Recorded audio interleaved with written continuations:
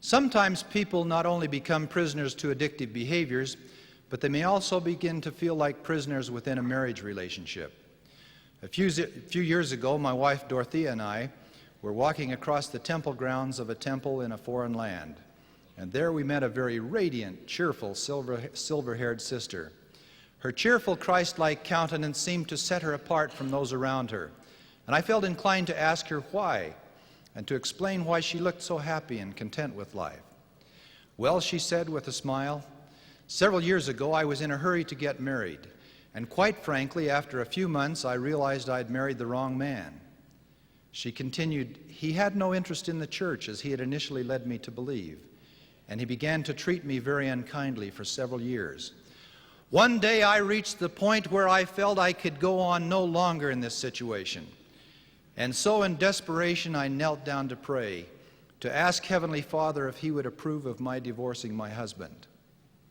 I had a very remarkable experience, she said.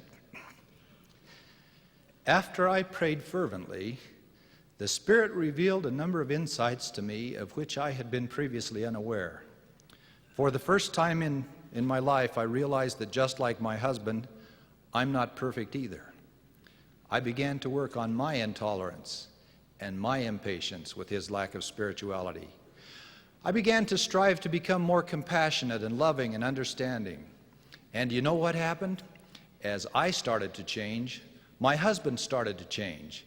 Instead of my nagging him about going to church, he gradually decided to come with me on his own initiative. Recently, we were sealed in the temple, and now we spend one day each week in the temple together. Oh, he's still not perfect, but I'm just so happy that the Lord loves us enough to help us resolve our problems. President Benson has said, pride is concerned with who is right. Humility is concerned with what is right. When we humble ourselves, the Spirit will always tell us what is right.